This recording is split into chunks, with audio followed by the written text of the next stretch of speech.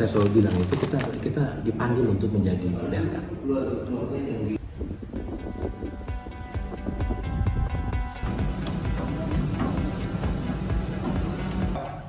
Saat ini kami sedang berada di gedung DPRD Nusa Tenggara Timur untuk melakukan wawancara bersama Bapak Winston Neil Rondo sebagai Wakil Ketua Komisi 5 DPRD Provinsi.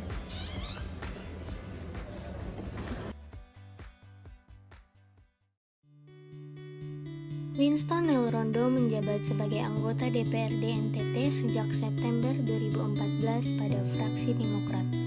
Lahir di ujung Pandang 4 Januari 1975, tumbuh besar di Kupang, sang ayah Richard Rondo dan sang opa adalah motivator terbesarnya saat beranjak dewasa.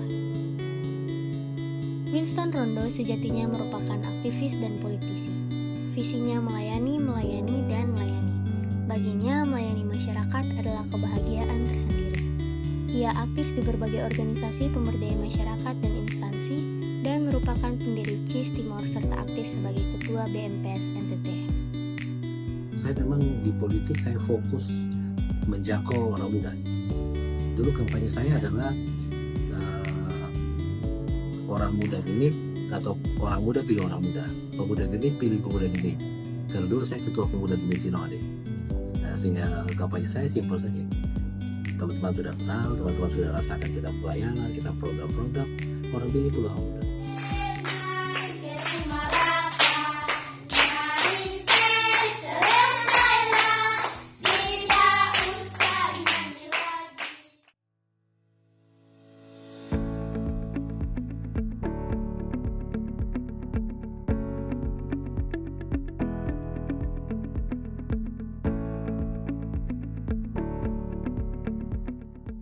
Bagaimana membangun kredibilitas? Satu, jangan bikin janji yang tidak salah dipenuhi. Ya. Bicara, katakan apa yang menjadi bukti. Katakan apa yang bisa kamu kerjakan. Karena kalau kita berbohong, kita menipu, keliru bisa. Kalau kita berbohong atau menipu itu sekali lagi rakyat tidak percaya kita. Dan bekerja dengan evidence, dengan bukti. Lebih baik perkara-perkara kecil, tapi kita pergi, kita langsung kasih solusi, daripada kita janji jalan, jembatan dan sebagainya. Lebih baik kita pikir, ini ada bibit sedikit, ada benang untuk jadi tenun ikat, macam sama kita kerjakan. Atau ada punya usulan apa, kita kerja bakti sama-sama. Adapun hambatan bagi beliau saat terjun ke dunia politik yaitu adanya variabel kos politik pada saat beliau gagal untuk naik ke DPR RI pada periode 2019. Menurut beliau, politik merupakan transaksi raksasa dengan kuasa sultan yang luar biasa. Kalau hambatan dalam tugas-tugas DPRD, saya kira kebanyakan kalau bertenturan antara kalau kita mau bela rakyat dan kebijakan partai. Misalnya kebijakan partai, itu yang deklarasi kita harus bela ini gubernur karena kita dukung dia, padahal kebijakan gubernur bertentangan dengan aspirasi rakyat. Ini sudah tidak karena kalau dalam beberapa hal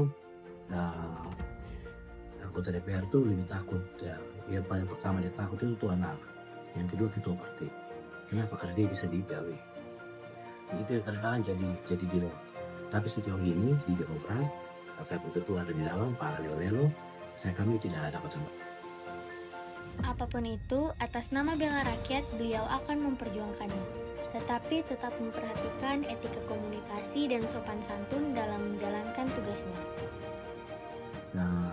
Pesan untuk milenial dan Gen Z, satu dari dua orang yang masuk ke bilik suara itu adalah milenial dan Gen Z, usia 17 sampai 40 tahun.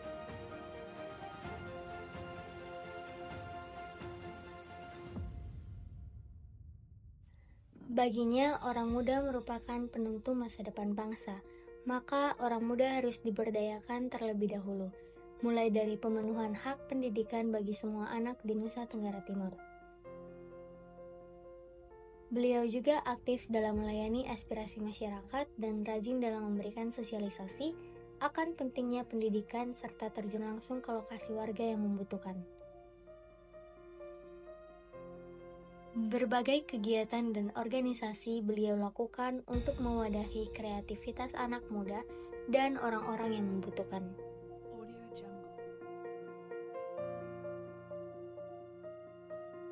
Itu dikuasai semua oleh partai politik. Dan partai politik itu tergantung siapa yang pilih partainya di bilik suara. Dan 1 dan 2 orang yang pergi di situ adalah orang muda. Artinya orang muda yang bilang merah, jadi merah Indonesia. Orang muda bilang biru, biru, kuning, kuning. Tapi kenapa justru tidak banyak perubahan yang kita lihat dan rasakan? Karena orang muda kita pasif. Orang muda kita ikut-ikutan. Orang muda kita tidurnya terlalu panjang. Dia belum kaget bangun. Wake up, belum. Wake up call-nya belum bunyi. Dia belum bangun. Mahasiswanya kalau sudah berkaitan dengan uang sekolah, uang SPP dan lain-lain, baru dia mau demo dewasa. Tapi dia terlalu sibuk dengan urusan kampus, tugas-tugas kuliah. Ya. Tapi tidak diorganisir, tidak dimobilisasi secara khusus. Pilkada kota itu mayoritas orang muda itu yang bagi uang untuk pemenangan calon pilkada kemarin. Bukan dia yang bicara paling keras tentang mau dibawa kemana di kota Kupang. Itu dia yang responsori untuk bagi-bagi uang kemana-mana. Nah, kalau sudah begini, apa yang bisa kita harapkan dari generasi milenial dan Gen Z kita? Saya ragu betul. Ya. Kalau semua urusan politik hanya dilihat dari saya dapat apa, harga jumlahnya berapa. Nah, itu politik sesat yang pasti membawa bangsa ini ke tubir jurang yang sangat dalam.